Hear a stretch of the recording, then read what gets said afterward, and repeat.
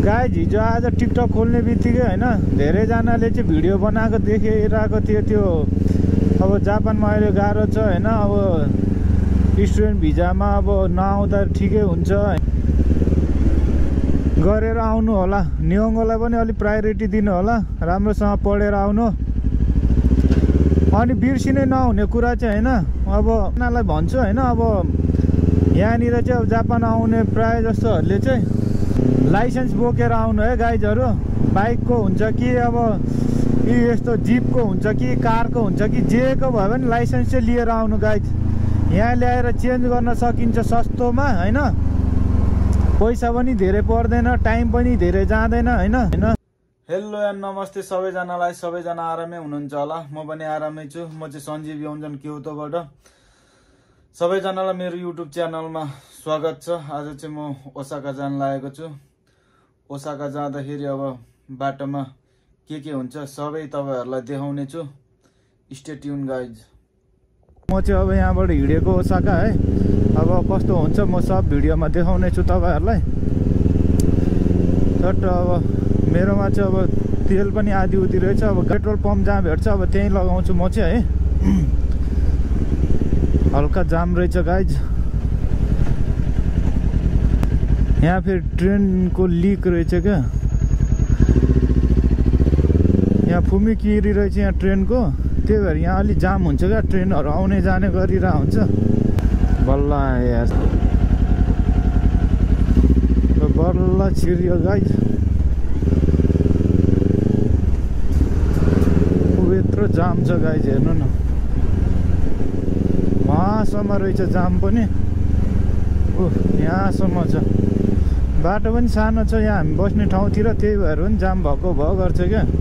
आजको मौसम पनि दामी छ गाइज, वेदर पनि टक्क घाम लागिरहेको छ हैन, त्यही भएर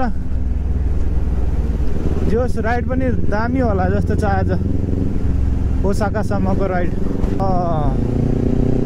ल यस्तो छ हामी बस्ने एरियातिर चाहिँ गाइज। ल ल ल तोमारे आयो। तोमारेमा चाहिँ रोक्नै पर्ने हुन्छ गाइज, किनभने यताउतिबाट गाडीहरू आइरहेको हुन्छ, त्यही भएर रोक्नै पर्छ है। ल यस्तो छ यहाँ चाहिँ बारी छ हामी बस्ने एरिया छेउतिर चाहिँ। धान सान काटिसकेको रहेछ केटाहरूलाई, अब यतैतिर ह्यान्ड क्यासमा लगाइदिनु पर्ला अब होइन। ल हेर्नु न उता मौसम हेर्नु न, वेदर कस्तो दामी छ आज, घाम पनि दामी लागिरहेछ आज चाहिँ। चट्ट दाइहरूलाई भेट्ने होइन, अब किन भन्दा म पनि अब उता यहाँबाट ग्रेजुएसन गरेर उता जान लागेको नागोया, त्यही भएर नि दाइहरूलाई यसो अब भेटघाट गरौँ भनेर हो। अब भेटघाट गरेर आउँछु। त्यसपछि फेरि भोलि मेरो होइन ग्रेजुएसन छ, सोचिक्यो सिक्की भन्ने। भोलिबाट त स्टुडेन्ट लाइफ पनि सक्यो गाइज। 4.5 वर्ष कम मेहनत गरियो त गाइज, स्टुडेन्ट भएर मेहनत गरियो, पढियो, बल्ल बल्ल अब कलेज सक्दैछ होइन। ल यहाँ पनि रहेछ निसान कम्पनी, खाइसे रहेछ यता गाइज। ल म चाहिँ मेन रोडमा ढुकेँ गाइज, पुरै जामै जाम छ। के को जाम हो, सिग्नलको होला सायद। अब यहाँबाट छिराउँ भने यसले साइड लाइट दिइरहेछ, अब कहाँ छिराउनु मिलेन, डर लाग्दो छ त गाइज। यो त यो रोड चाहिँ 60 स्पिडको लिमिट छ यसमा चाहिँ होइन। अब अलि यो गाउँभित्र त 20-30 हुन्छ होइन, यो चाहिँ 60 को हो। 60 रन्काउँदा पनि केही हुँदैन। आफ्नो सिग्नलमा नि यस्तो छ अनि लास्टै जाम हुन्छ गाइज। हिजो आज टिकटक खोल्ने बित्तिकै होइन धेरैजनाले चाहिँ भिडियो बनाएको देखिरहेको थियो। त्यो अब जापानमा अहिले गाह्रो छ होइन, अब स्टुडेन्ट भिजामा अब नआउँदा ठिकै हुन्छ होइन टाइपको कुराहरू मैले देखेको थिएँ क्या होइन टिकटकमा। म जापान आएको 4.5 वर्ष भयो होइन। 4.5 वर्षको हल्का एक्सपिरियन्स तपाईँहरूलाई सेयर गर्छु म। अब सुरुमा अब हामी आउँदाखेरि त अब यस्तो थिएन अहिलेको जस्तो होइन, काम साम पाइन्थ्यो। अब जता फोन गर्दा पनि अब काममा बोलाउँथ्यो होइन। यहाँ छ गाइज 4 जना काममा बोलाउँथ्यो होइन, आफ्नो खुसीले काम भेटाइन्थ्यो क्या। अहिलेको अवस्थामा चाहिँ काम अलि गाह्रो छ क्या। म पनि त्यो फिल गर्छु क्या होइन। अब कतिले अब काममा लगाइदिन्न यताउति भन्छ होइन। अब कामको लागि सोधेँ अब होइन, कामै छैन अहिले, भएपछि भन्छु भन्छ होइन। त्यही भएर चाहिँ होइन आफूले नै अलि मेहनत गरेर आउनुहोस् क्या। म केही गर्छु भनेर आउनुहोस् अहिले होइन। सिधै अब नआऊ भन्दा त अब अर्कै सुनिन्छ नि त होइन। फेरि कतिले चाहिँ आफू चाहिँ त्यहीँ बसेर कमाउने, अरूलाई चाहिँ नआऊ भनेर भन्छ नि त होइन। उनीहरूलाई चाहिँ के भन्छु भन्दाखेरि होइन, सबैजनाले अब सोचेर विचार गरेर होइन आउनु, सबै बुझेर होइन आउँदाखेरि ठिकै हुन्छ होला होइन। त्यसमध्ये पनि होइन अब जो जति पनि अब जापान आउँछु भनेर सोच्नु भएको छ होइन, उनीहरूले चाहिँ अब अलिकति माइन्ड सेट गरेर आउनु, तयारी गरेर आउनु होइन। अब जापानमा अब स्टुडेन्ट भिजामा अहिले धेरैले भनिरहेकै छ, धेरैले भनिरहेको सुनिरहनु नै भयो होला, स्टुडेन्ट भिजामा अलिक गाह्रो छ होइन। त्यही भएर चाहिँ अब माइन्ड सेट गरेर आउनु। अब आउँदाखेरि चाहिँ अब म अब अहिले स्टुडेन्ट भिजामा गएको छु होइन। अब म अहिले नै अब पैसा मात्रै कमाउँछु भनेर अब सोच्दिनँ होइन। अब जोस् आफूलाई बस्न लाउने पुग्ने त अब चाहिहाल्यो होइन। त्यति कमाउनु सकेर होइन स्टुडेन्ट लाइफ कट्न सक्यो भने नि मलाई राम्रै हुन्छ भन्नेहरू हुनुहुन्छ भने चाहिँ उनीहरूले चाहिँ होइन आउँदा नि हुन्छ। यहाँ धेरै कुरा पनि सिकिन्छ होइन। पैसा मात्रै सबै ठुलो कुरो होइन नि त, चाहिनु त चाहिन्छ होइन। अब पैसै सबैभन्दा ठुलो त होइन। जोस् यहाँबाट अब स्किल सिकिन्छ होइन, अब धेरै कुरा सिकिन्छ नि।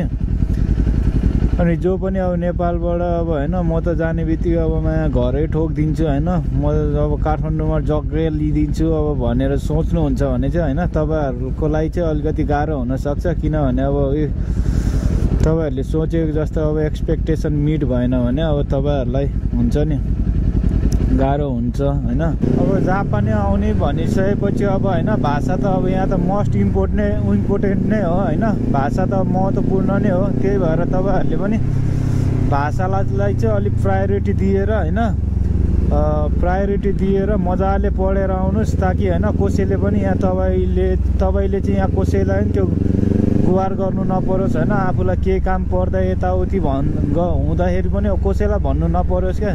त्यतिसम्मको भाषा बनाएर आउनु तपाईँहरूले गाइज, नभए चाहिँ यहाँ लास्ट दुःख पाइन्छ गाइज। भाषा भएन भने चाहिँ होइन अब जे कुरा पनि अब अरूलाई सोध्ने, अरूलाई भन्ने गर्दाखेरि त होइन अरूले पनि अब कति सिकाइदियोस् त होइन।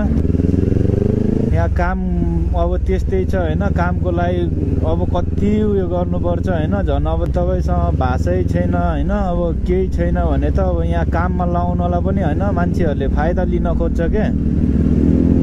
त्यही भएर चाहिँ अब अनि बिर्सिनै नहुने कुरा चाहिँ होइन, अब उनीहरूलाई भन्छु होइन। अब यहाँनिर चाहिँ अब जापान आउने प्रायः जस्तोहरूले चाहिँ लाइसेन्स बोकेर आउनु है गाइजहरू। बाइकको हुन्छ कि अब यस्तो जिपको हुन्छ कि कारको हुन्छ कि जेको भयो भने लाइसेन्स चाहिँ लिएर आउनु गाइज।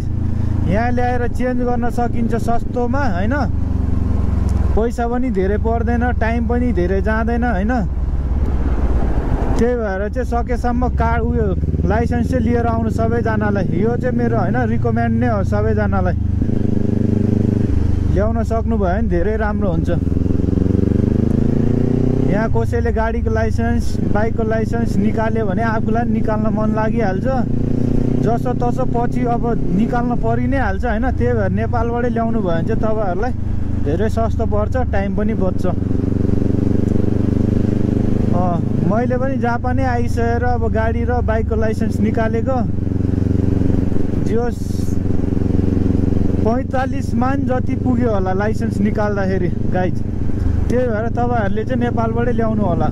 मैले कति देखिरहेको हुन्छु, कति मेहनत गर्ने मान्छेहरू पनि छ क्या यहाँ।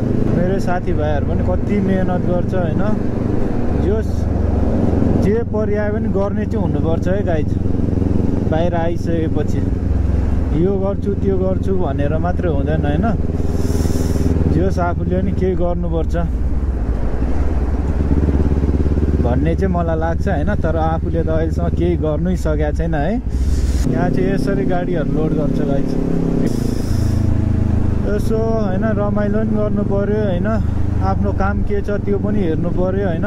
सबै म्यानेज गर्दै लानुपर्छ। अब बाइक चलाउनु रमाइलो छ भन्दा बाइक मात्रै चलाएर पनि हुँदैन गाइज होइन। तर बाइक चाहिँ अलिक सेफ भएर चलाउनु पर्छ गाइज, अरू भन्दा नि होइन। मैले नेपालमा पनि कति एक्सिडेन्ट भएको देखिरहेको हुन्छ क्या होइन।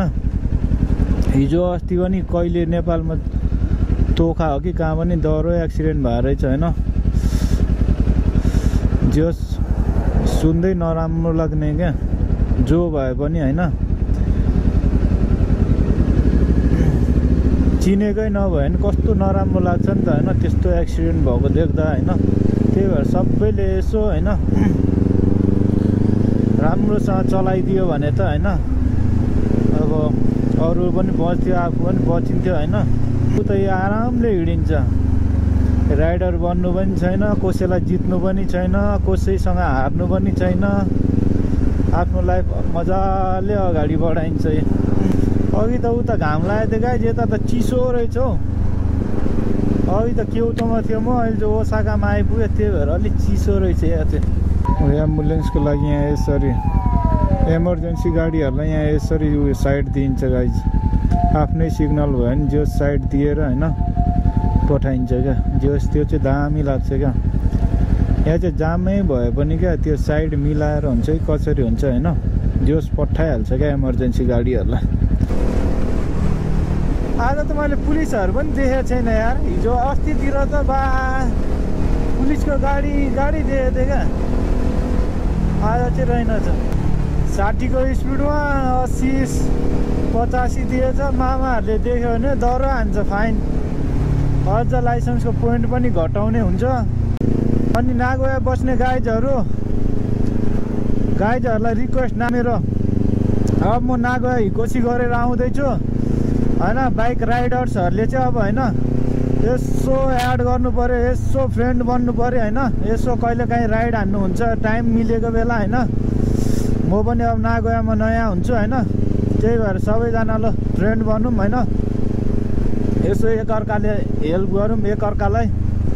बस यहाँ चाहिँ मलाई अलिक सेफ लाग्छ क्या गाडीहरू हाँक्न, बाइकहरू चलाउनलाई। किनभने यहाँ चाहिँ मान्छेहरूले अलि जोस अलि उयो छन्, अलि सावधान भएर चलाउँछ नि त यहाँ। अब जोस गाडीहरू पनि डिस्टेन्समा चलाउँछ होइन, त्यही भएर मलाई पनि अलिक सेफ लाग्छ क्या। यहाँ चाहिँ त्यस्तो हुँदैन, यहाँ चाहिँ प्रायोरिटी दिन्छ आफूभन्दा सानो सानो गाडीहरूलाई। त्यही भएर मलाई जोस आई फिल सेफ। त्यही पनि यसो अब गाडी चलाउँदा गाडी घोडा चलाउँदा अब सबैले ध्यान दिएरै चलाउनु पर्छ होइन, ध्यान दिएरै चलाइन्छ। अझ झन् ध्यान दियो भने आफूलाई नि हानि नपुगोस्, अरूलाई नि हानि नगरोस् होइन। त्यही त हो नि होइन त गाइज, अनि त मजा आउँछ। लास्टै जाम छ गाइज यार, छ्या।